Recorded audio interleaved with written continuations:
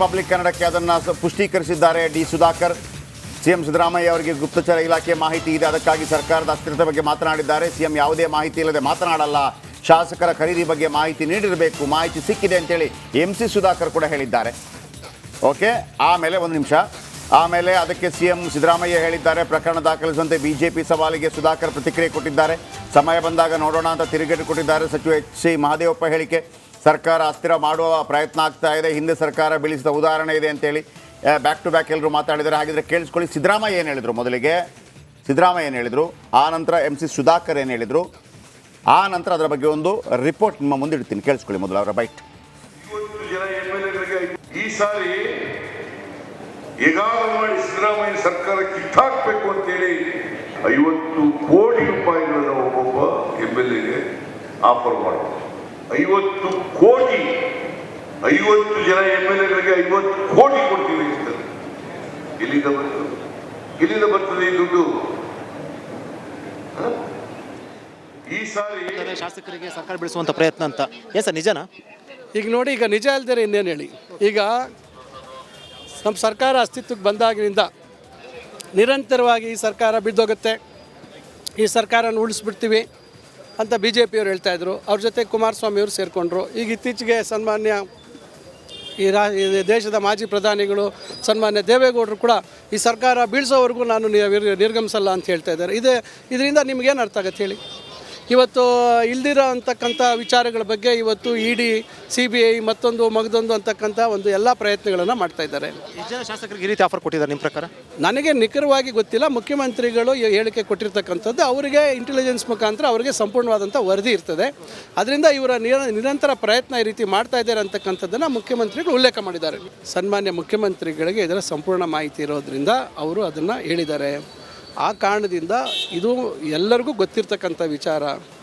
136 ಜನ ಶಾಸಕರಿರ್ತಕ್ಕಂಥ ಈ ಒಂದು ಸರ್ಕಾರವನ್ನು ನಾವು ಬೀಳಿಸ್ತೀವಿ ಅಂತ ಹೇಳಿದ್ರೆ ನಾವೇನು ಅರ್ಥ ಮಾಡ್ಕೋಬೇಕು? ಹಿಂದೆ ಈ ಪ್ರಯತ್ನ ಮಾಡಿದಾರಲ್ಲ, 19 ಜನರನ್ನು ಆಪರೇಷನ್ ಕಮಲ ಮಾಡಿರ್ತಕ್ಕಂಥದ್ದು ಉದಾಹರಣೆ ನಮ್ಮ ಮುಂದೆನೇ ಇದೆಯಲ್ಲ. ಮುಖ್ಯಮಂತ್ರಿಗಳು ಸುಖ ಸುಮ್ಮನೆ ಕೂಡ ಯಾವುದು ಆಧಾರ ಇಲ್ಲದೆ ಅಥವಾ ಯಾವುದು ಮಾಹಿತಿ ಇಲ್ಲದೆ ಹೇಳೋದಿಲ್ಲ. ಖಂಡಿತ ಮುಖ್ಯಮಂತ್ರಿಗಳಿಗೆ ಇದ್ರ ಬಗ್ಗೆ ಏನಾದರೂ ಆಧಾರ ಇದ್ದರೆ ಮಾತ್ರ ಅವ್ರು ಹೇಳ್ತಾರೆ. ಅವರು ಜವಾಬ್ದಾರಿ ಸ್ಥಾನದಲ್ಲಿದ್ದಾರೆ. ಅವರು ವಿರೋಧ ಪಕ್ಷಗಳ ರೀತಿಯಲ್ಲಿ ಬೇಜವಾಬ್ದಾರಿ ಹೇಳಿಕೆಗಳನ್ನು, ಇಲ್ಲದೇ ಇರತಕ್ಕಂಥ ವಕಫ್ ವಿಚಾರವನ್ನು, ಮತ್ತೊಂದು ಇವೆಲ್ಲವನ್ನು ಚುನಾವಣೆ ಸಂದರ್ಭದಲ್ಲಿ ರಾಜಕೀಯ ಲಾಭಕ್ಕೆ ಬಳಸ್ತಕ್ಕಂಥ ಕೀಳು ಮಟ್ಟದ ರಾಜಕಾರಣ ನಮ್ಮ ಮುಖ್ಯಮಂತ್ರಿಗಳು ಮಾಡೋದಿಲ್ಲ. ಇಂಟೆಲಿಜೆನ್ಸಿ ರಿಪೋರ್ಟ್ ಆಧಾರದ ಮೇಲೆ ಅಥವಾ ಇಂಟೆಲಿಜೆನ್ಸಿ ಮೇಲೆ ಅವ್ರಿಗೆ ಮಾಹಿತಿ ಇರೋದ್ರಿಂದ ಅವ್ರು ಹೇಳಿದ್ದಾರೆ. ಸರ್ಕಾರ ಸಮಯ ಬಂದಾಗ ಅದನ್ನು ನಮ್ಮ ಸರ್ಕಾರ, ನಮ್ಮ ಮುಖ್ಯಮಂತ್ರಿಗಳು ಅದ್ರ ಬಗ್ಗೆ ಏನು ಕ್ರಮ ತಗೋಬೇಕು ತೆಗೆದುಕೊಡ್ತಾರೆ. ಇದು ಸುಧಾಕರ್ ಹೇಳಿಕೆ. ಅವ್ರು ಹೇಳ್ತಾ ಇರುವಂಥದ್ದು ಎಲ್ಲವೂ ಕೂಡ ಸರ್ಕಾರ ಬಿಡಿಸುವಂಥ ಸಂಬಂಧಪಟ್ಟಂತೆ ಮುಖ್ಯಮಂತ್ರಿ ಹೇಳಿಕೆ ಕೊಟ್ಟಿದ್ದಾರೆ. ಅವರಿಗೆ ಅವ್ರದ್ದೇ ಆದ ಒಂದು ಸಾಕ್ಷಿ ಇರುವಂಥದ್ದು, ಒಂದಷ್ಟು ದಾಖಲೆ ಇರುವಂಥದ್ದು, ಮತ್ತು ಸಂಬಂಧಪಟ್ಟಂತೆ ಸಮಯ ಬಂದಾಗ ದೂರು ದಾಖಲೆ ಮಾಡಲಾಗುತ್ತೆ ಅಂತ ಹೇಳುವ ಮೂಲಕ ಒಂದು ಸಂದೇಶ ಕೊಟ್ಟಿರುವಂಥದ್ದು. ಕ್ಯಾಮರಾ ಪರ್ಸನ್ ಮಧು ಜೊತೆ Vijay journal republic TV Bengaluru. Okay, ಏನಿದು ಸರ್ಕಾರ ಬೀಳಿಸುವಂಥ ಪ್ರಯತ್ನ? Is it easy? ಅದಷ್ಟು ಸುಲಭ ಇದೆಯಾ? ನೋಡಿ ವೀಕ್ಷಕರೇ, ಹೇಳ್ತೀನಿ. 224 ಸದಸ್ಯ ಬಲ,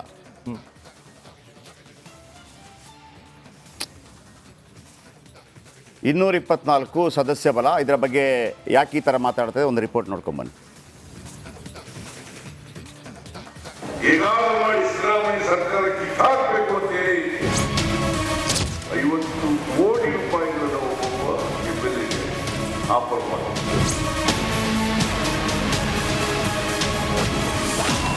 ರಾಜ್ಯದಲ್ಲಿ ಮತ್ತೆ ಆಪರೇಷನ್ ಕಮಲ ಸದ್ದು. ಸಿಎಂ ಸಿದ್ದರಾಮಯ್ಯ ಹೇಳಿಕೆ ಕೋಲಾಹಲ. ಎಷ್ಟು ದಿನ ಸೈಲೆಂಟ್ ಇದ್ದ ಆಪರೇಷನ್ ಕಮಲ ಸುದ್ದಿ ಮತ್ತೆ ಸದ್ದು ಮಾಡಿದೆ. ಈ ಬಗ್ಗೆ ಖುದ್ದು ಸಿಎಂ ಸಾಹೇಬರು ಮಾತನಾಡಿದ್ದು ರಾಜ್ಯ ರಾಜಕಾರಣದಲ್ಲಿ ಏನೋ ನಡೀತಿದೆ ಅನ್ನೋ ಗುಮಾನಿ ಮೂಡುವಂತೆ ಮಾಡಿದೆ. ಈ ಸಾರಿ ಹೇಗಾದರೂ ಮಾಡಿ ಸಿದ್ದರಾಮಯ್ಯ ಸರ್ಕಾರ ಕಿತ್ತಾಕಬೇಕು ಅಂತೇಳಿ 50 ಕೋಟಿ ರೂಪಾಯಿಗಳನ್ನು ಒಬ್ಬೊಬ್ಬ MLAಗೆ ಆಫರ್ ಮಾಡೋದು. 50 ಕೋಟಿ, 50 ಜನ MLAಗಳಿಗೆ 50 ಕೋಟಿ ಕೊಡ್ತೀವಿ ಅಂತ. ಎಲ್ಲಿಂದ ಬರ್ತದೆ ಈ ದುಡ್ಡು? ಕೇಳಿದ್ರಲ್ಲ, ಸಿಎಂ ಸಿದ್ದರಾಮಯ್ಯ ಹೇಳಿದಂತೆ ತಮ್ಮ 50 ಶಾಸಕರಿಗೆ ತಲಾ 50 ಕೋಟಿ ಆಮಿಷ ನೀಡಲಾಗಿತ್ತಂತೆ ಎಂದು ಹೇಳುವ ಮೂಲಕ ಸಿಎಂ ಸಿದ್ದರಾಮಯ್ಯ ಬಿಗ್ ಬಾಂಬ್ ಹಾಕಿದ್ದಾರೆ. ಬಿಜೆಪಿ ವಿರುದ್ಧ ಕಾಂಗ್ರೆಸ್ ನಾಯಕರು ಸಿಡಿಮಿಡಿ. ಸಿಎಂ ಹೇಳಿಕೆ ಬೆನ್ನಲ್ಲೇ ಕಾಂಗ್ರೆಸ್ ಘಟಾನುಘಟಿ ನಾಯಕರಾದ DCM DK Shivakumar, home minister Parameshwar ಹಾಗೂ ಕೃಷಿ ಸಚಿವ ಚಲುವರಾಯಸ್ವಾಮಿ ಬಿಜೆಪಿ ವಿರುದ್ಧ ಗುಡುಗಿದ್ದಾರೆ. ಹೌದು, ಮಾಡ್ತಾ ಇದ್ದಾರೆ. ಅದಕ್ಕೆಲ್ಲ ನಮ್ಮ MLAಗಳ ಹತ್ರ ಮಾತಾಡಿದ್ದಾರೆ. ಕೆಲವು MLAಗಳೆಲ್ಲ ಬಂದು ಮುಖ್ಯಮಂತ್ರಿಗಳು ತಿಳಿಸಿದ್ದಾರೆ. ಅದನ್ನು ಅವರು ತಮ್ಮ ಹತ್ರ ತಿಳಿಸಿದ್ದಾರೆ. ಮಿಕ್ಕಿದ ವಿಚಾರನ ನಾನು ನಿಮಗೆ ಅದಾದ್ಮೇಲೆ ತಿಳಿಸ್ತೀನಿ. ನಾನು ಮಾನ್ಯ ಮುಖ್ಯಮಂತ್ರಿಗಳಿಗೆ ಅವರು ಆ ರೀತಿ ಹೇಳಿಕೆಯನ್ನು ಕೊಡಬೇಕಾದ್ರೆ ಅವರಿಗೆ ಒಂದಿಷ್ಟು ಮಾಹಿತಿ ಇರಲೇಬೇಕು. ಹಾಗಾಗಿ ಅವರು ಹೇಳಿರ್ತಾರೆ. ಅವ್ರು ಹೇಳಿರೋದ್ರಲ್ಲಿ ಅರ್ಥ ಇದೆ. ಭಾರತೀಯ ಜನತಾ ಪಾರ್ಟಿಯವರು ಮತ್ತು ಜನತಾ ದಳದವರು ಈ ಸರ್ಕಾರವನ್ನು ಅಸ್ಥಿರ ಮಾಡಬೇಕು ಅಂತ ಎಲ್ಲ ಪ್ರಯತ್ನವನ್ನು ಸತತವಾಗಿ ಮಾಡ್ತಾ ಇದ್ದಾರೆ. ಅಧ್ಯಕ್ಷರು ಮುಖ್ಯಮಂತ್ರಿಗಳು ಏನು ಮಾಡಿದ್ದಾರೆ ಅದು ಅಲ್ಟಿಮೇಟ್ ನಮ್ಮ ಕಾಂಗ್ರೆಸ್ಗೆ, ನಮ್ಮ ಪಕ್ಷಕ್ಕೆ, ನಮ್ಮ ಸರ್ಕಾರಕ್ಕೆ ಅವರಿಬ್ಬರು ನಾಯಕರು. ಅವ್ರು ಹೇಳಿದ್ದಾರೆ ಅಂದರೆ ಏನು ಸೋರ್ಸಸ್ ಇಲ್ದಲೇ ಹೇಳಲ್ಲ. ಸೊ ಅದನ್ನು ನಾನು ಡಿಸ್ಕಸ್ ಮಾಡೋದು ಅವೆಲ್ಲ ಇವತ್ತಿಂದಲ್ಲ, ಭಾಳ ನಮ್ಮ ರವಿ ಗಣಗ ಅವರಿಗೆ ಹೇಳಿರ್ಲಿವಾ.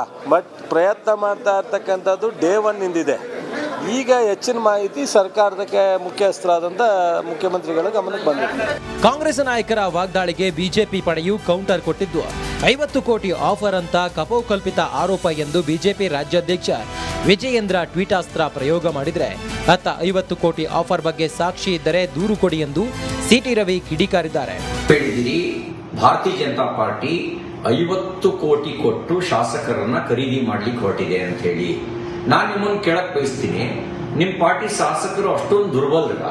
ನಿಮ್ಮ ಪಾರ್ಟಿ ಶಾಸಕರು ಈ ಖರೀದಿ ಮಾಡ್ಲಿಕ್ಕೆ ಕುದುರೆನೋ ಕತ್ತೆನೋ ದನನೋ, ಕುದುರೆ ಕತ್ತ ದನವನ್ನು ಖರೀದಿ ಮಾಡಬಹುದು. ಬದ್ಧತೆ ಇರುವಂತ ಯಾವುದೇ ಶಾಸಕರನ್ನ ಖರೀದಿ ಮಾಡ್ಲಿಕ್ಕೆ ಸಾಧ್ಯ ಇಲ್ಲ. ನನಗನ್ಸುತ್ತೆ ನಿಮ್ಮ ಆರೋಪ ಅದು ಆಧಾರ ಇಲ್ಲದ ಆರೋಪ. ನಿಮ್ಮ ಆರೋಪಕ್ಕೆ ಏನಾದರೂ ಆಧಾರ ಇದ್ರೆ ನಾನು ನಿಮಗೆ ಪ್ರಶ್ನೆ ಮಾಡ್ಲಿಕ್ಕೆ ಬಯಸ್ತೇನೆ. ಯಾರು ಖರೀದಿ ಮಾಡ್ಲಿಕ್ಕೆ ಪ್ರಯತ್ನ ಪಟ್ರು, ಯಾರನ್ನ ಖರೀದಿ ಮಾಡ್ಲಿಕ್ಕೆ ಪ್ರಯತ್ನ ಪಟ್ರು, ಯಾವಾಗ ಖರೀದಿ ಮಾಡ್ಲಿಕ್ಕೆ ಪ್ರಯತ್ನ ಪಟ್ರು, ನಿಮ್ಮ ಹತ್ರ ಸಾಕ್ಷಿ ಇದ್ರೆ ದೂರು ಕೊಡಿ.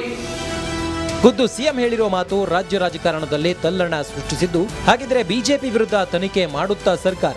ಎಲ್ಲ ಸಿಎಂಗೆ ಮಾಹಿತಿ ಇದ್ರೆ ತನಿಖೆ ಯಾಕೆ ನಡೆಸ್ತಾ ಇಲ್ಲ ಅನ್ನೋ ಪ್ರಶ್ನೆಗಳು ಏಳುತ್ತಿವೆ. Bureau report, Republic Kannada. Okay, Basavaraj ನಮ್ಮೊಂದಿಗೆ ನೇರ ಸಂಪರ್ಕದಲ್ಲಿದ್ದಾರೆ. ಕೇಳ್ಕೊಂಡ್ಬಿಡ್ತೀನಿ ಬಸವರಾಜ್ ಅಪ್ಡೇಟ್ ಏನು ಅಂತೇಳಿ. ಬಸವರಾಜ್, ಏನಿದು, ಇದರ ಬಗ್ಗೆ ಏನು ಅಪ್ಡೇಟ್ ಇದೆ?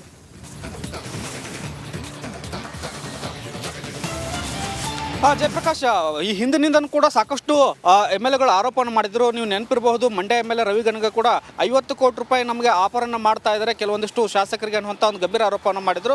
ಆನಂತರ ಒಂದಷ್ಟು ಪರಿಸ್ಥಿತಿ ಶಾಂತವಾಗಿತ್ತು. ಆದರೆ ಈ ಬೈ ಎಲೆಕ್ಷನ್ ಮುಗಿತಾ ಇದ್ದಂಗೆ CM ಸಿದ್ದರಾಮಯ್ಯ ಅವರು ಒಂದಷ್ಟು ಬಾಂಬನ್ನು ಸಿಡಿಸಿದ್ದಾರೆ ಅಂದರೆ ತಪ್ಪಾಗಲಿಕ್ಕಿಲ್ಲ. ಕಾಂಗ್ರೆಸ್ ಶಾಸಕರನ್ನು ಖರೀದಿ ಮಾಡೋಕ್ಕೆ ಬಿಜೆಪಿ ಪ್ರಯತ್ನ ಮಾಡ್ತಾ ಇದೆ, ಸರ್ಕಾರ ಬೀಳಿಸುವಂಥ ಪ್ರಯತ್ನ ಮಾಡ್ತಾ ಇದೆ ಅನ್ನುವಂಥ ಒಂದು ಗಂಭೀರವಾದಂಥ ಆರೋಪವನ್ನು ಮಾಡ್ತಾ ಇದ್ದಾರೆ. ಇದು ಎಲ್ಲ ಒಂದು ಕಡೆ ಅವರ ಮೇಲೆ ಬಂದಂಥ ಆರೋಪಗಳು ಮತ್ತು ಮೂಢ ತನಿಖೆಯಿಂದ ಬಚಾವಾಗಲು ಈ ರೀತಿಯಾದಂಥ ಸ್ಟೇಟ್ಮೆಂಟ್ ಕೊಟ್ಟರ ಅನ್ನುವಂಥದ್ದು ರಾಜಕೀಯ ವಲಯದಲ್ಲಿ ಚರ್ಚೆ ಆಗ್ತಾ ಇರ್ತಕ್ಕಂಥದ್ದು. ಯಾಕಂದರೆ ಇಡಿ ಈಗ ನೋಟಿಸ್ ಕೊಡಬಹುದು ಅನ್ನುವಂಥ ಒಂದು ಲೆಕ್ಕಾಚಾರಗಳಿದ್ದಾವೆ. ಆ ಒಂದು ನೋಟಿಸ್ ಏನಾದ್ರು ಕೊಟ್ಟಿದ್ದೆ ಅದರಲ್ಲಿ ಕಾಂಗ್ರೆಸ್ಗೆ ಡ್ಯಾಮೇಜ್ ಆಗಬಹುದು ಅನ್ನುವಂಥ ಒಂದಷ್ಟು ಲೆಕ್ಕಾಚಾರಗಳಿದ್ದಾಗ ಅದನ್ನು ಬಿಜೆಪಿ ಕಡೆ ತಿರುಗಿಸುವಂಥ ಪ್ರಯತ್ನವನ್ನು, ಹಳೆಯ ಪ್ರಕರಣವನ್ನು ಇಟ್ಕೊಂಡು ಈ ಥರ ಹೇಳಿಕೆ ಕೊಟ್ಟರ ಅಥವಾ ಈಗ ಗುಪ್ತಚರ ಮಾಹಿತಿ ಏನಾದರೂ ಅಪ್ಡೇಟ್ ಕೊಟ್ಟಿದೆ ಅನ್ನುವಂಥದ್ದು ಬಹಳ ಪ್ರಮುಖ ಆಗುತ್ತೆ. ಯಾಕಂದರೆ ಪ್ರತಿದಿನ ಗುಪ್ತಚರ ಆಯುಕ್ತರಿಂದ ಒಂದಷ್ಟು ಮಾಹಿತಿಯನ್ನು ಪ್ರತಿದಿನ CM ಅವರು ಪಡೆದುಕೊಳ್ತಾರೆ. ಈ ಸಂದರ್ಭದಲ್ಲೂ ಕೂಡ ಶಾಸಕರ ಖರೀದಿ ಪ್ರಯತ್ನ ನಡೆದಿದೆ ಅನ್ನುವಂಥದ್ದು. ಆದರೆ ಯಾವುದೇ ಶಾಸಕರು ಕೂಡ ಇಲ್ಲಿವರೆಗೂ ಪ್ರಯತ್ನ ನಡೆದಿದೆ ಅನ್ನುವಂಥದ್ದನ್ನು ಕಾಂಗ್ರೆಸ್ ಶಾಸಕರು ಆರೋಪಿಸಿಲ್ಲ. ಆದರೂ ಕೂಡ ಸಿದ್ದರಾಮಯ್ಯ ಅವರು ಆರೋಪವನ್ನು ಮಾಡ್ತಾ ಇರೋದ್ರಿಂದ ಸಹಜವಾಗಿ ಕಾಂಗ್ರೆಸ್ನ ಒಂದು ಈ ಒಂದು ಬಿಜೆಪಿ ಕಡೆ ತಿರುಗಿಸುವಂಥ ಪ್ರಯತ್ನ ನಡೀತಾ ಇದೆ. ಮುಂದಿನ ದಿನಗಳಲ್ಲಿ ಗೊತ್ತಾಗಬೇಕಾಗಿದೆ, ಸರ್ಕಾರ ಬೀಳಿಸುವ ಉದ್ದೇಶ ಅಷ್ಟೇ ಇದೆಯಾ ಅಥವಾ ಬಿಜೆಪಿ ಈ ಸರ್ಕಾರವನ್ನು ಬೆಳೆಸಿ ಮತ್ತೆ ಸಮ್ಮಿಶ್ರ ಸರ್ಕಾರ ಮಾಡುವಂಥ ಉದ್ದೇಶ ಇದೆ ಅನ್ನೋದನ್ನ ಕಾದು ನೋಡಬೇಕಾಗುತ್ತೆ. Jayaprakash, okay, thank you. ನಿಮ್ಮೆಲ್ಲ ಅಪ್ಡೇಟ್ಸ್. ಡೌಟ್ ಇದೆ ಸರ್. ಆಕ್ಚುಲಿ ಮೊನ್ನೆ ಅಷ್ಟೇ CM ಸಿದ್ದರಾಮಯ್ಯ ಅವರು ಹೇಳಿದ್ರು, ಮೋದಿ ವಿಚಾರಕ್ಕೆ ಸಂಬಂಧಪಟ್ಟಂತೆ 700 ಕೋಟಿ ರೂಪಾಯಿ ಭ್ರಷ್ಟಾಚಾರ ಆದ್ರೆ ರಿಸೈನ್ ಮಾಡ್ತೀನಿ, ಪ್ರೂಫ್ ಕೊಡಿ ಅಂತ ಹೇಳಿದ್ರು. ಈ 50 ಕೋಟಿ ರೂಪಾಯಿಗೆ ಇವರು ಪ್ರೂಫ್ ಕೊಡ್ಬೋದಿತ್ತಲ್ಲ? ರಾಜ್ಯದ ಜನತೆ ಎಂತೆಂತ ವಿಡಿಯೋಗಳಂತ ವೈರಲ್ ಮಾಡಿ ನೋಡಿದ್ರು. ಇದೇನ್ ಸರ್, ಬಿಡುಗಡೆ ಮಾಡ್ಬೋದಿತ್ತಲ್ಲ? ಈಗ ಕಳ್ಳತನದ ಯಾವುದೇ ದುಡ್ಡಿಗೆ ಪ್ರೂಫ್ ಕೊಡಕ್ ಬರೋದಿಲ್ಲ, ಯಾಕಂದ್ರೆ ಅದು ಡಾಕ್ಯುಮೆಂಟ್ ಅಲ್ಲಿ ಕೊಡೋದಿಲ್ಲ, ಚೆಕ್ ಅಲ್ಲಿ ಕೊಡೋಲ್ಲ. ಒಂದು ಆಡಿಯೋ ವೈರಲ್ ಆಗಿದ್ದು ಅಥವಾ ಏನಾದ್ರು ಒಂದು ಆ ಥರನೂ ಮಾತಾಡಿರೋದಿಲ್ಲ, ಕರೆದು ಮಾತಾಡಿಸಿರ್ತಾರೆ, ಮತ್ತೊಂದು ಮಾತಾಡಿಸಿರ್ತಾರೆ ಅಂತ. ಪ್ರಶ್ನೆ ಅದಲ್ಲ, ಅದು ಬಿಜೆಪಿಯವರು ಮಾಡ್ತಾ ಇರೋ ಆರೋಪ.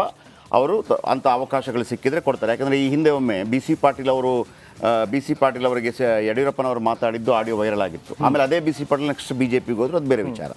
ಈಗ ಇಲ್ಲಿ ಪ್ರಶ್ನೆ, ಆ ರೀತಿ ಸರ್ಕಾರವನ್ನು ಅಸ್ಥಿರ ಮಾಡೋಕ್ಕೆ ಸಾಧ್ಯ ಇದೆಯಾ? ಸಿದ್ದರಾಮಯ್ಯ ಸರ್ಕಾರವನ್ನು ಬೀಳ್ಸೋಕ್ಕೆ ಸಾಧ್ಯ ಇದೆಯಾ?